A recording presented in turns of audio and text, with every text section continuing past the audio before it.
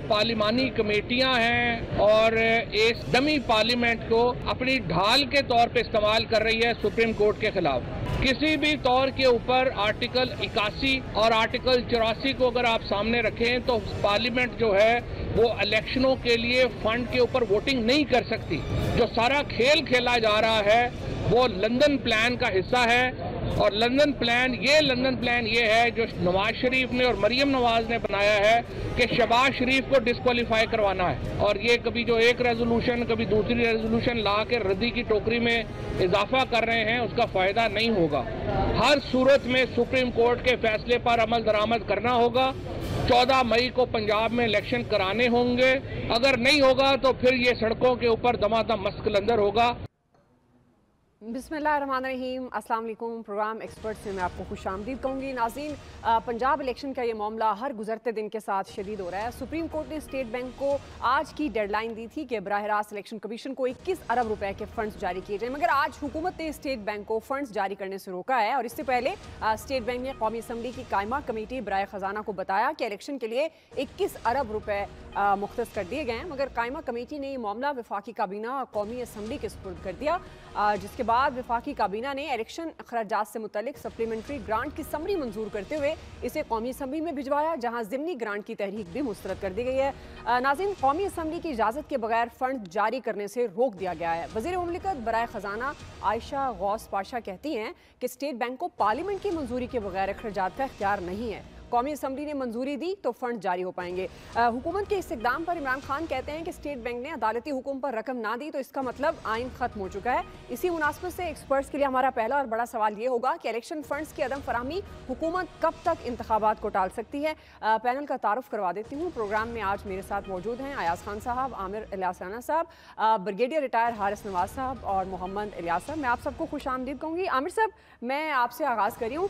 अब ये जिस तरह से मामला सुप्रीम कोर्ट के हुक्म पर स्टेट बैंक ने 21 अरब रुपए मुख्तस कर दिए हैं और कायमा कमेटी जो है उसने भी ये मामला वफाकी काबीना को भेजा है। वफाकी काबीना ने सप्लीमेंट्री ग्रांट की जो समरी की मंजूरी दे दी है और ये समरी कौमी असम्बली को भिजवाई है। सवाल ये है कि अब जहां ज़िमनी ग्रांट की तहरीक मुस्तरद कर दी गई है, अब हुकूमत कब तक इस तरह इलेक्शन को टाल सकेगी। और जिस तरह से फवाद चौधरी कह रहे हैं कि इलेक्शन फंड न देने पर सुप्रीम कोर्ट वजीर आजम काबीना पर तौहीन अदालत लगाए, और वो ये भी कह रहे हैं कि ये लंदन प्लान है, तो ये कौन कुर्बानी का बकरा बन सकता है आपके ख्याल में सूबाई इलेक्शन पर, हुक्म अदूली पर, और हुकूमत कब तक भाग सकती है? देखिए, हुकूमत ने तो तय किया हुआ है ना कि डिफाइंस करना है, उसके लिए टेक्निकल तरीका ढूंढा गया है और वो ये है कि मेरी आवाज आ रही है आपको? हेलो, आवाज आ रही है मेरी आपके पास? जी जी बिल्कुल जी आमिर साहब। अच्छा, देखिए ना, हुकूमत ने डिफाइंस का एक तरीका ढूंढा है कि टेक्निकली कैबिनेट से भी अप्रूव करा दिया, एग्जीक्यूटिव से भी करा दिया और अदलिया के सामने मुकन्नना को लाके खड़ा कर दिया कि दोनों की अपनी अपनी पावर्स हैं और गवर्नमेंट का ख्याल ये है कि वो शायद इससे वो काम कर सकेंगे जो वो इलेक्शन ना कराने के लिए कानूनी और आईनी तौर पे बच सकेंगे। सुप्रीम कोर्ट का एक ऑर्डर है जो कल दोपहर को जाके इलेक्शन कमीशन ने बता देना है कि हमारे पास ये जवाब आया और हमारे पास पैसे नहीं आए। अब उसमें मुख्तलिफ मराइल हैं, जैसे पीटीआई के फवाद चौधरी साहब का आपने बताया, आर्टिकल 6 भी उन्होंने हाथ में पकड़ा हुआ है, लेकिन इसके अंदर देखना पड़ेगा कि कानून आइन दोनों तरफ से क्या कह रहे हैं। वो एक 1960 की दिहाई की एक फिल्म थी 7 लाख, उसमें सबिया खानम हीरोइन थी और उनको एक करेक्टर एक्टर हमालिया थे, उनके हवाले उनके वालिद ने विरासत कर दी और बताया, उसने कहा कि जी मैंने तो अब अपना घर बेचना। उसने कहा नहीं, जब तक आप शादी नहीं कर सकती, आपके 7 लाख नकद है, एक घर है जो 7 लाख रुपए का है और एक गाड़ी है जो 7 लाख की है, लेकिन आप तब बेच सकेंगी या इस्तेमाल कर सकेंगी या रेंट पे दे सकेंगी जब आप शादी कर लेंगी, क्योंकि ये आपके वालिद की नसीहत है।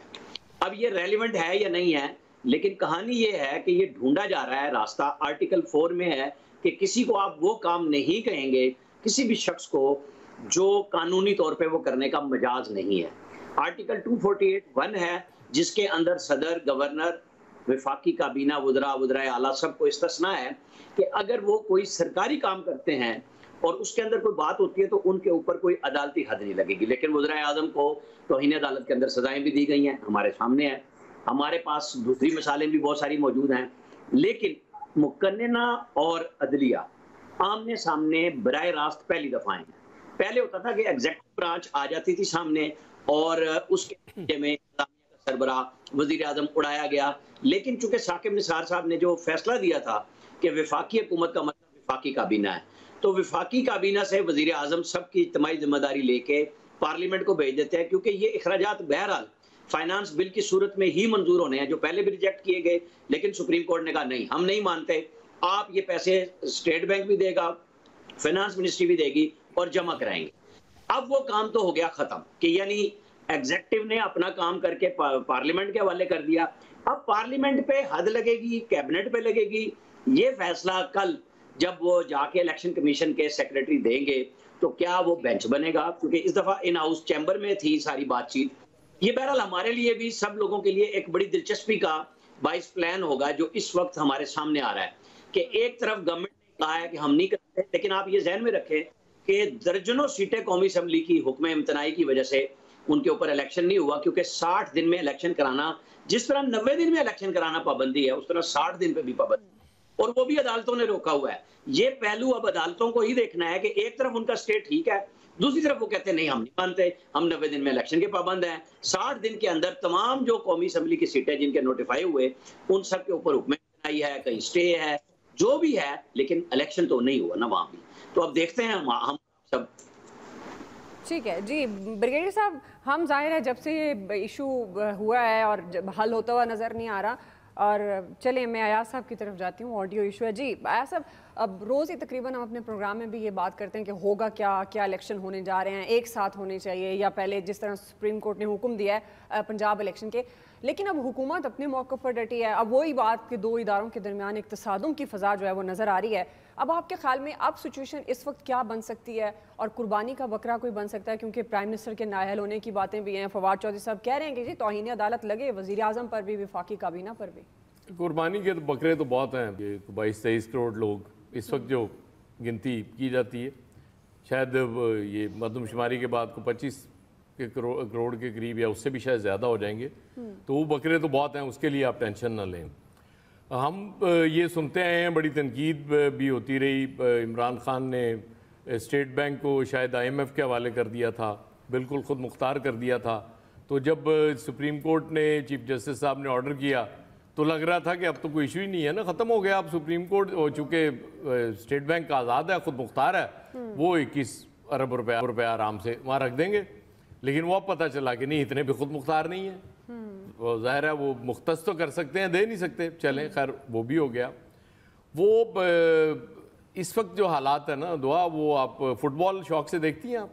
जी कभी कभार। अच्छा, वो स्पेशली ब्राज़ील की टीम जो है ना, अगर उसको कभी आप फॉलो करें ना, तो ब्राज़ीलियंस अपने हाफ से जब अपनी डी से वो पास एक दूसरे को देना शुरू करते हैं और बड़ी स्लोली वो लेके चल रहे होते हैं गेम को, और फिर वो जब दूसरे के हाफ में जाते हैं फिर वो कोई रेजिस्टेंस होती है, उससे पहले रेजिस्टेंस नहीं होती। तो गवर्नमेंट इस वक्त अपने आप में पासिंग कर रही है, एक पास इधर जाता है उधर। लेकिन एक बात माननी पड़ेगी, देखें आप, हमारे अरकान असम्बली जो हैं, इन बेचारों ने सारी ज़िंदगी कभी इतनी मेहनत नहीं की थी जितनी इन दिनों आपको ये मेहनत करते नज़र आ रहे हैं। हर दूसरे दिन इजलास हो जाता है, कामा कमेटी के मीटिंग्स हो जाती हैं, उसके बाद फिर कोई बिल पेश होता है, कोई पास होता है, कोई मुस्तरद कर दिया जाता है। वो बेचारे दिन रात इसी चक्कर में फिर तकरीरें करते हैं। सबसे पहले मेरे छोटे कायद खड़े होते हैं तकरीर करने के लिए, फिर कहीं वज़ीर कानून आ जाते हैं, वज़ीर दाखिला आ जाते हैं वो, और बारी बारी फिर वो सारे तकरीरें करके अपनी वो आराम से निकल जाते हैं,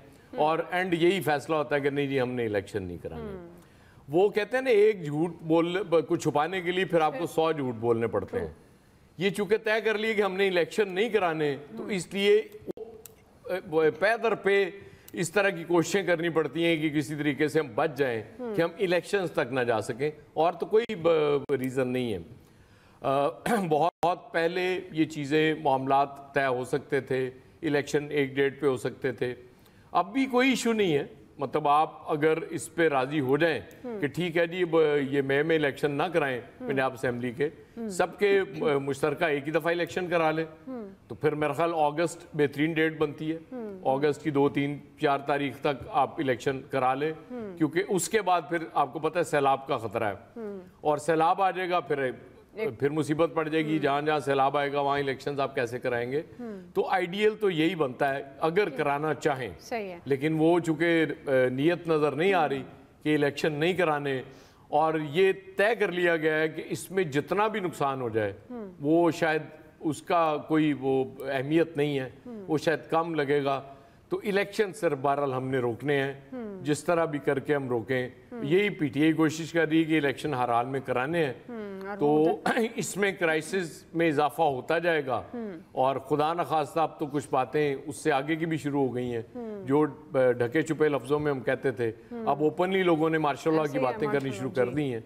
तो अल्लाह ना करे कि हालात वहां तक पहुंचे, लेकिन हम कोशिश पूरी कर रहे हैं कि हालात को वहां तक ले जाएं। सही जी ब्रिगेड साहब, जाहिर है एक क्राइसिस तो बढ़ते हुए नज़र आ रहे हैं, लेकिन अब आपके ख्याल में सारा मामला पार्लियामेंट पर आके रुक गया है, और आपको लगता है कि ये जो हुक्म अदूली का मामला है ये मुश्किलात पैदा कर सकता है प्राइम मिनिस्टर के लिए, काबीना के लिए? देखिए, दुआ बात की है कि आपके अवाम जो है वो अपने नुमाइंदे लेजिस्लेटर नेशनल असेंबली में लेकर आती है। वो लेजिस्लेटर जो है नेशनल असेंबली के मेंबर, वो एक अपनी प्राइम मिनिस्टर को चुनते हैं और वो अपनी काबीना को बनाते हैं। वो क्यों चुनते हैं? मकसद ये है कि वो रूटीन के तमाम काम हुकूमत करे और फिर ये असेंबली का कानून साजी करे। जब आप पार्लियामेंट ने एक ऑथराइज किया हुआ हुकूमत को, कैबिनेट को कि आपने डिसीजन देंगे, मुझे इस बात की समझ नहीं आती कि किस अथॉरिटी के तहत कैबिनेट से अप्रूव करवा के और आप असेंबली में लेके जाए। क्या असेंबली का डे टू डे रूटीन का काम करना है या हुकूमत वक्त का काम है? पहले सोचने की बात है। और उसके बाद ये खुद ब खुद ये बहुत बड़े कॉन्टेक्ट में आ रहे हैं कि ये प्राइम मिनिस्टर की रिस्पॉन्सिबिलिटी है, एग्जेक्टिव की, चीफ एग्जेक्टिव की, हुकूमत की जिम्मेदारी है कि सुप्रीम कोर्ट ऑफ पाकिस्तान के ऑर्डर्स को इम्प्लीमेंट करना। Nobody can deny it. Rana Salaullah ने कल, जो आपके इंटीरियर मिनिस्टर, उन्होंने कहा 14 मई को इलेक्शन नहीं होंगे, जो मर्जी करने इलेक्शन नहीं होंगे। What are this? He is the one जिसको सबसे पहले पकड़ना चाहिए कि who gets given the authority to say this.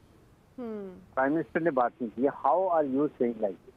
उसके बाद जब बिल्कुल एजाज साहब ने बात की कि जो है स्टेट बैंक ऑफ पाकिस्तान अभी तो ऑटोनमस बना दिए, पूरी चीजें शोर मचाया जी, ये वो कर दिया, एमएफ के कंट्रोल में दे दिया, वर्ल्ड बैंक के कंट्रोल में आ गया।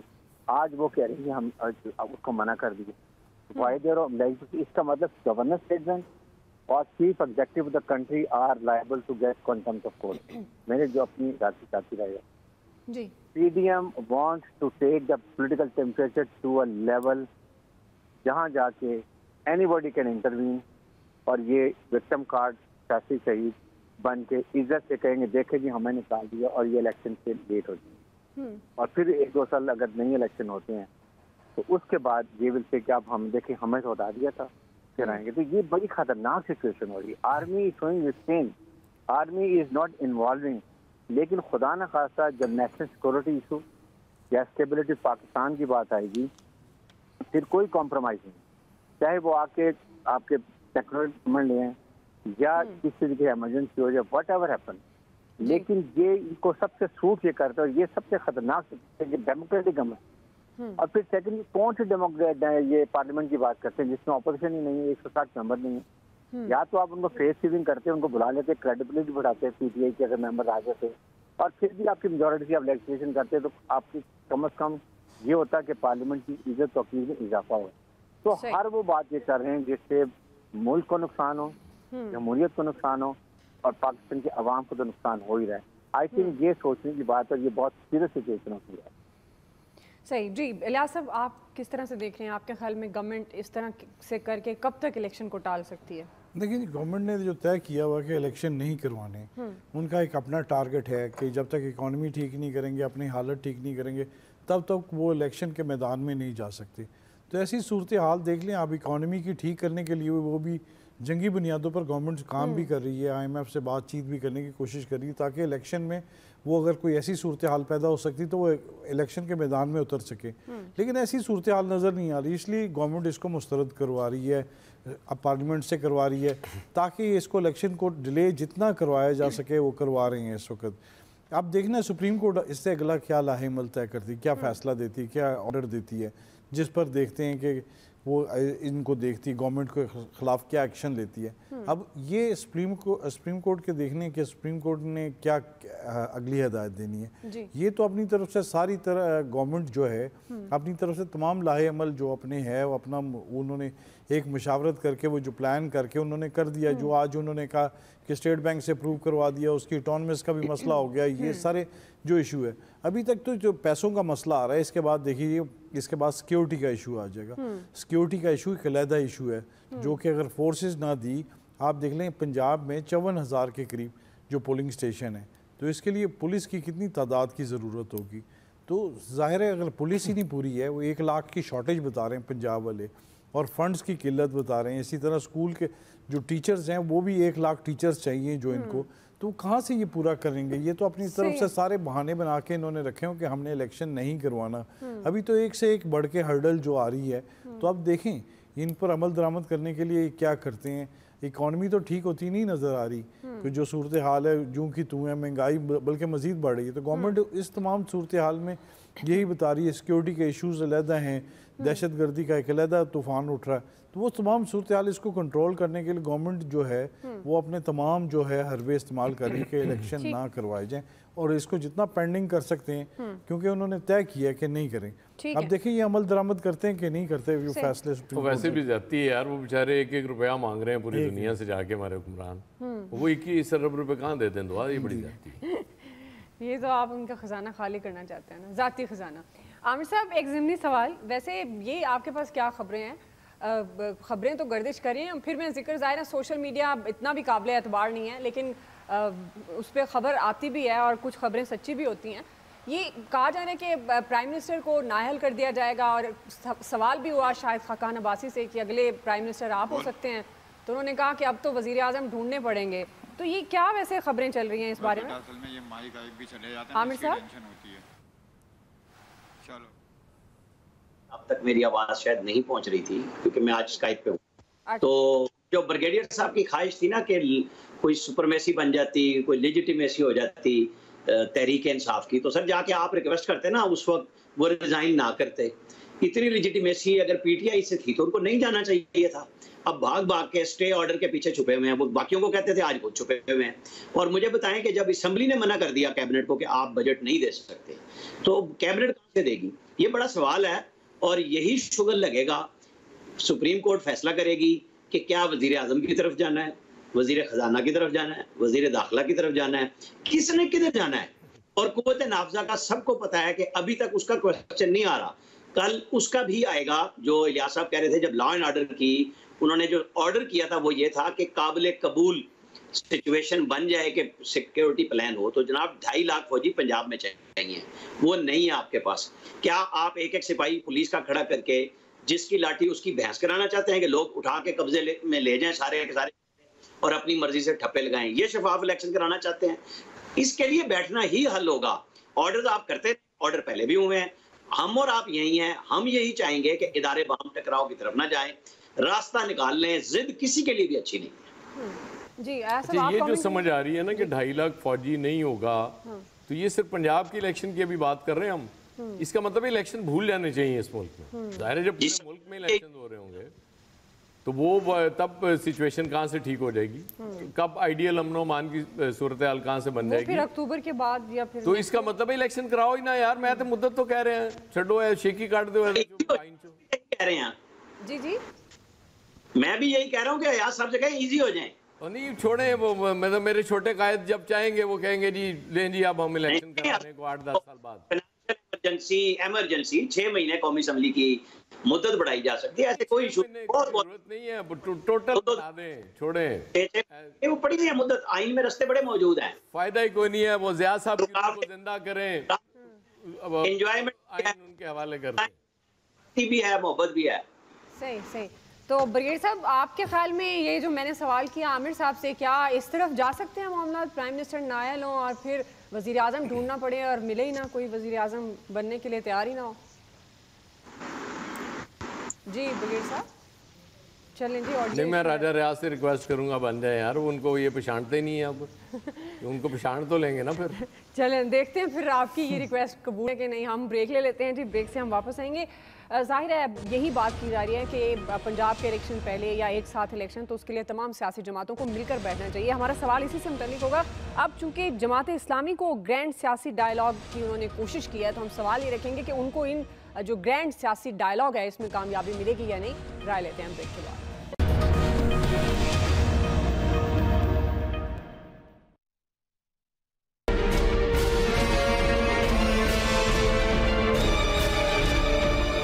नेशनल इलेक्शन के ऊपर बातचीत करनी है, बातचीत कर लें। सूबाई इलेक्शनों के ऊपर बातचीत का वक्त गुजर चुका है। जो आप इस वक्त जुल्म और दहशत के जरिए कभी एक को पकड़ लो, कभी दूसरे को पकड़ लो, कभी तीसरे पे पर्चा करवा दो। ये भी कहना चाहूंगा कि पाकिस्तान के लिए जरूरी है सबका मिल बैठना, इस पे कोई दो राय नहीं है, लेकिन आइन के खिलाफ मिलकर नहीं बैठ सकते। और जितनी ह्यूमन राइट्स की वायलेशन हो रही है उनकी मौजूदगी में माहौल भी नहीं है मिलकर बैठने का। नाज़रीन, इस वक्त इलेक्शन के मामले पर सियासी जमातों के दरमियान शदीद डेडलॉक देखने में आ रहा है। इलेक्शन पर इत्तफाक राय के लिए पीपल्स पार्टी भी कोशिशें कर रही है, जमात इस्लामी भी मुज़ाकराती अमल के लिए मैदान में आ चुकी है और ईद के बाद ऑल पार्टीज़ कॉन्फ्रेंस बुलाने का फैसला किया गया। सिराजुल हक कहते हैं कि इलेक्शन मई के बाद और अक्टूबर से पहले किसी एक तारीख पर कराने के लिए इत्तफाक राय पैदा करने की कोशिश करेंगे। और मुज़ाकरात के लिए तहरीक इंसाफ ने 3 जबकि PMLN ने अपनी 2 रुकनी कमेटी भी बना दी है। मगर मुज़ाकरात के लिए पेश की शराइत और मुतालबात सामने आ रहे हैं। फवाद चौधरी कहते हैं कि सूबाई इलेक्शन के मामले पर कोई बातचीत नहीं हो सकती और अगर गवर्नमेंट कौमी इलेक्शन पर मुज़ाकरात करना चाहती है तो PTI हाजिर है। इसके साथ PDM तर्जुमान जिन्होंने 2 टोक अल्फाज में ये कहा है कि पार्लियामेंट के बाहर कोई फैसला नहीं होगा, तमाम फैसले पार्लियामेंट के अंदर होंगे। पहले जमात इस्लामी अपनी पोजीशन को वाज़ेह कर दे कि वो पार्लियामेंट आइन या जुडिशल मार्शल लॉ के साथ खड़ी है। इसी से मुताल्लिक हम सवाल रखेंगे। ब्रिगेड साहब, मैं आपसे आगाज़ करी हूँ चूँकि आप बार बार जिक्र करते हैं कि इन जमातों को होश के नाखून लेने चाहिए और अभी भी वक्त है मिलकर बैठना चाहिए।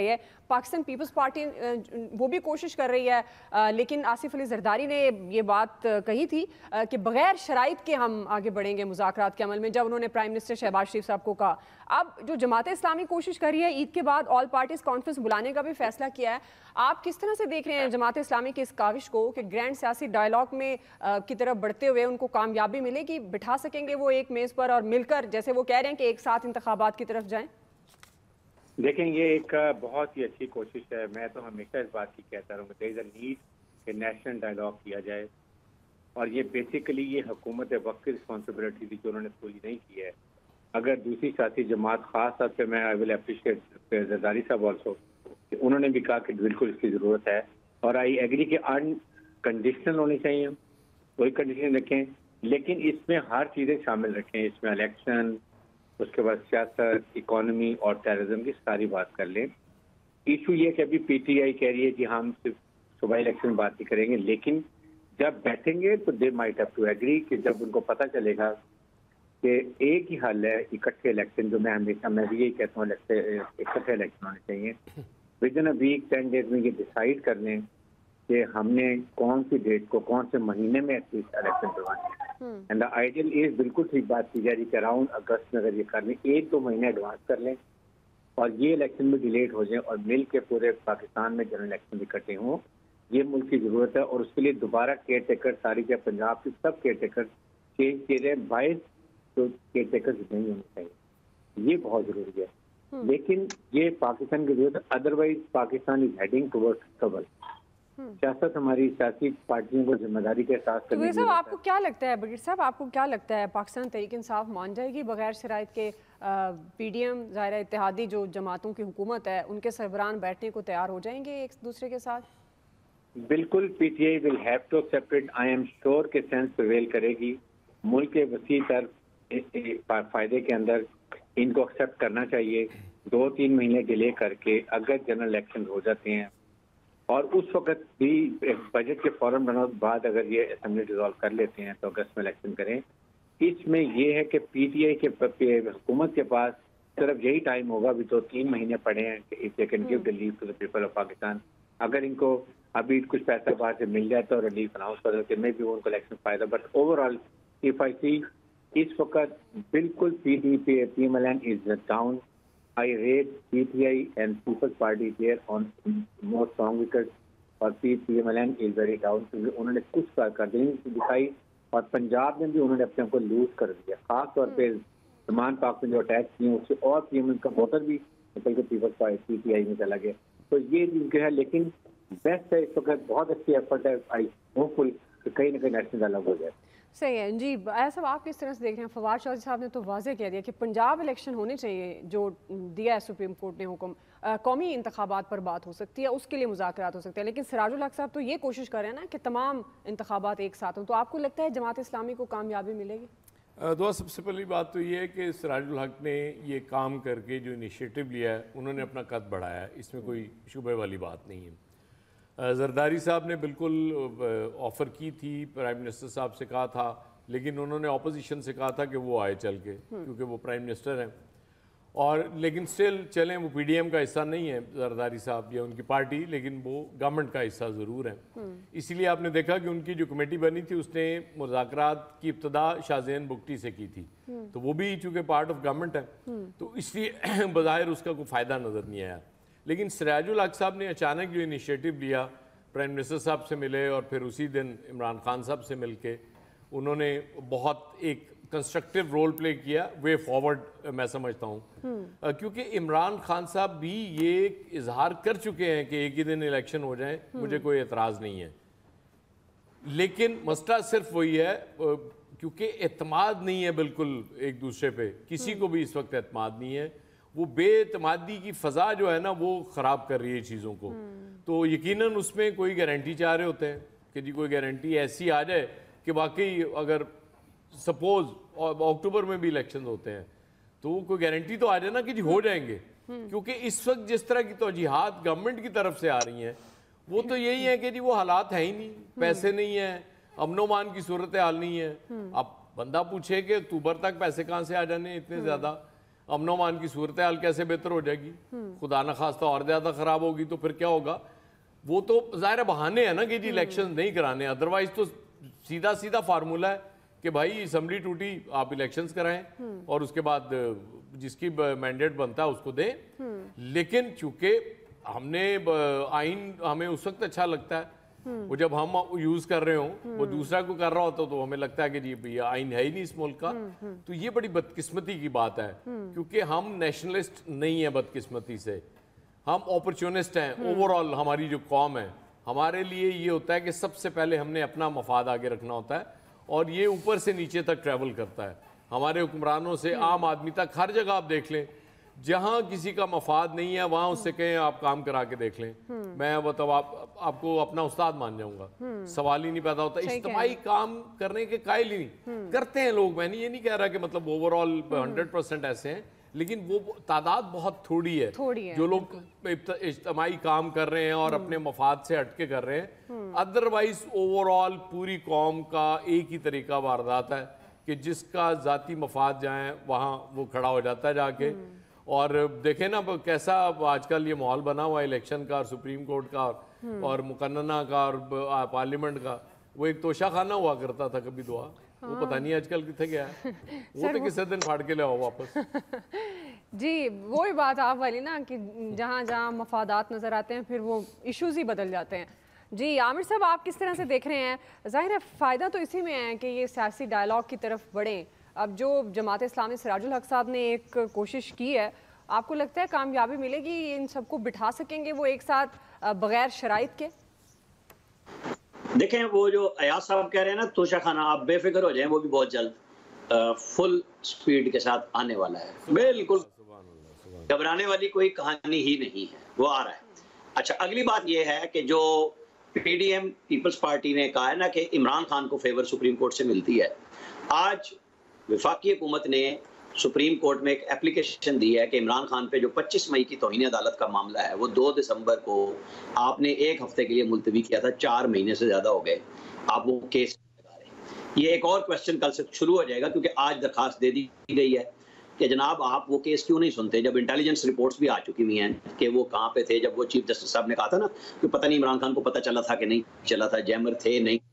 वो 4-1 का वहाँ पे भी एक फैसला अड़ा हुआ है और उसके ऊपर अभी फर्दर प्रोसीडिंग नहीं हुई। चूंकि ये इस वक्त लड़ाई चल रही है ना कि अब खुल के सब न्याम से बाहर तलवारें मौजूद हैं। और सिराजुल हक साहब से पीडीएम ने तो सीधी बात कर दी है कि जी आप बताइए आपकी पोजीशन क्या है, मतलब किस तरफ से खेल रहे हैं आप, आपकी कहानी क्या है। फवाद चौधरी ने कंडीशन लगा दी कि सूबाई असम्बली पे तो बात नहीं होगी, नेशनल असम्बली के इलेक्शन कराने पे बात कर लें। लिहाजा ये भी ठन ठन गोपाल है, कुछ भी नहीं मुझे होता हुआ सिराजुल हक साहब का इसलिए नजर आ रहा कि वो शहबाज शरीफ से मिले हैं पहले, फिर वो इमरान खान से मिले हैं, कमेटी बना दिया है, डायलॉग बनाए डायलॉग मैं खुद जाती तौर पे हामी हूं कि कोई रास्ता बनना चाहिए। सिराजुल हक साहब बहुत अच्छे हैं लेकिन वो किसी को बख्शते भी नहीं, इसलिए बहुत अच्छे हैं। पनामा पे गए थे, उसके बाद एक नवाज शरीफ की सजा के बाद वो भी गुम हो गए मंजर से, कि शायद पनामा में मकसद उनका भी यही था। यहाँ पे वो इमरान खान ने भी बहुत कुछ स्टेटमेंट सिराजुल हक साहब के बारे में पिछले दिनों में दी हुई हैं। हर सियासतदान के बारे में देता है, धुला हुआ कोई भी नहीं है, सब पे इल्जामात आते हैं।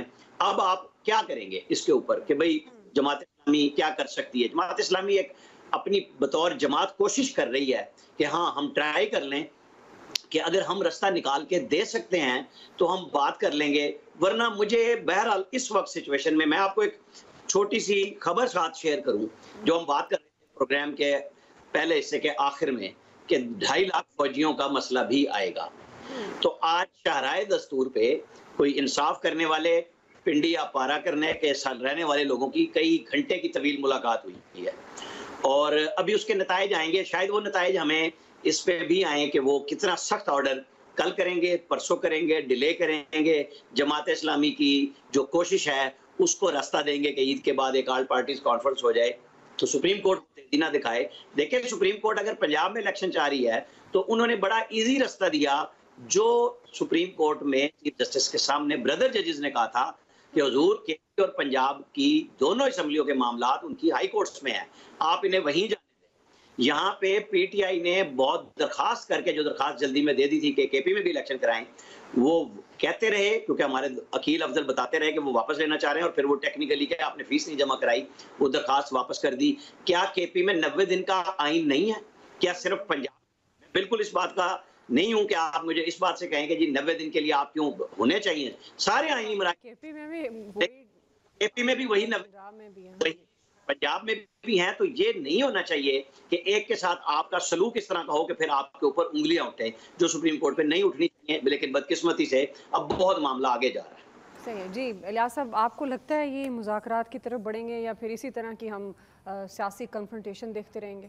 देखिए, जमात इस्लामी की कोशिश है, इन्होंने मौजूदा सूरत हाल में देखी, रहनुमाओं से बातचीत की कि वो लेके आएँ, सबको एक मेज़ पर लेके आएँ ताकि मुज़ाकरात करें।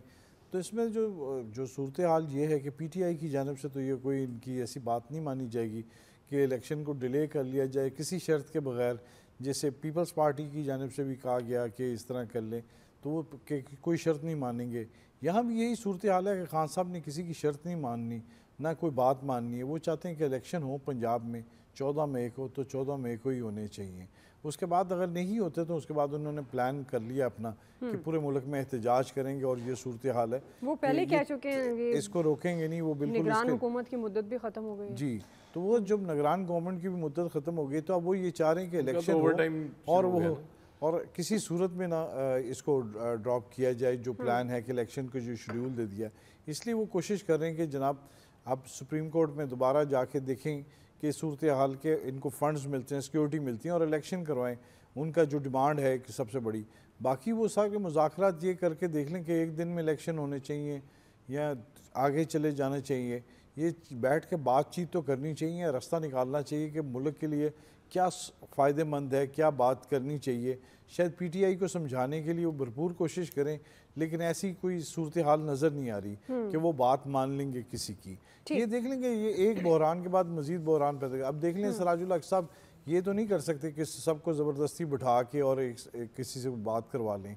ये तो अब हर जमात की अपनी मर्जी है कि वो बात सुनती है नहीं सुनती है, बायकॉट करती है, क्या करती है सूरत हाल। ये तो देखें कि बाद में देखें अब ये इनके साथ चलेंगे कि गवर्नमेंट के साथ चलेंगे, क्योंकि दोनों तरफ मिले हैं और फ्रीकैन को चाहते हैं कि एक मेज़ पर बैठ जाएं। बिल्कुल आपकी बात दुरुस्त है। जमात इस्लामी का एक अच्छा इनिशिएटिव है कि वो मुज़ाकरात की तरफ इनको लाना चाहती है, तो अभी भी वक्त है।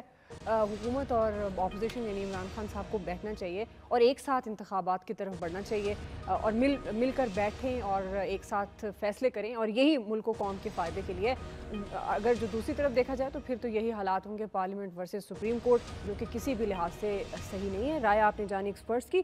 ब्रेक ले लेते हैं जी, ब्रेक से वापस आएंगे। हमारा जो तीसरा सवाल है वो ये है, मोदी सरकार का पुलवामा का ड्रामा बेनकाब हुआ है, हिंदुस्तानियों के होशरुबा इंकशाफात सामने आने लगे हैं। हम सवाल ये रखेंगे, क्या मोदी के दिन गिने जा चुके हैं? राय लेते हैं ब्रेक के बाद।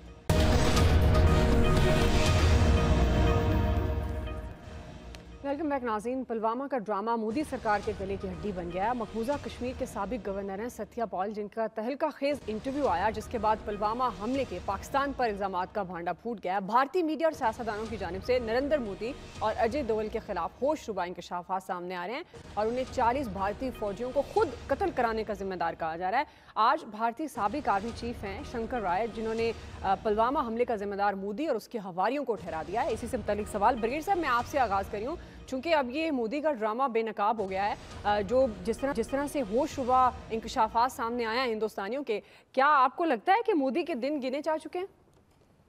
देखें, ये दुनिया में वाहिद प्राइम मिनिस्टर होगा नरेंद्र मोदी, जो बहुत बड़ा कातिल और टेररिस्ट है, कि उसने अपनी सियासत चमकाने के लिए 40 भारतीय फौजियों को खुद जान के मरवा दिया और उसके बाद इसके पाकिस्तान पे खुद हमला कर दिया, सिर्फ अटेंशन डाइवर्ट करने के लिए, और फिर नुकसान भी अपना उठाया, अपनी जिल्लत भी उठाई, अपने जहाज भी गिरवाए, पायलट भी कैप्चर करवाया और फिर उसको वीर चक्र सबसे बड़ा गैलेंटी अवार्ड भी दे दिया। कमाल इनकी बेशर्मी की है। अभी आपके देख लें, उनका वाइस के army chief, ex army chief ने, एक्स गवर्नर मकबूजा कश्मीर ने, सब ने ये बात की है कि ये इसको पता था, इसने जान के करवाया, वरना कश्मीर में तो लोग जिससे एक्चुअली बड़ा ट्रक कभी जा ही नहीं सकता था, जबकि वहाँ हर 10 सिविलियन के ऊपर एक फौजी का तैनात है। इसके ऊपर मेरे ख्याल में अब बीजेपी के अंदर से लोग खड़े होंगे, आवाजें आ रही हैं, इंटेलिजेंसिया, जर्नलिस्ट और इवन मॉडरेट हिंदू सब इसके खिलाफ खड़े हो रहे हैं। अंतरीब अब देखेंगे कि इसके खिलाफ एक ऐसी तहरीक नजर आएगी कि ये नरेंद्र मोदी जहाँ से जाता हुआ नजर आएगा और इंडिया को ये बहुत ही बुरे हालात में उनका नुकसान करने लेके आए। जी आया साहब, देखिए, ये कुछ बातें तो उस वक्त भी हो रही थी, कुछ शवाहिद भी सामने आए थे कि ये सारा ड्रामा, ज़ाहिर इलेक्शन और जीतना था और इलेक्शन फिर आपने देखा कि कैसा जीता गया।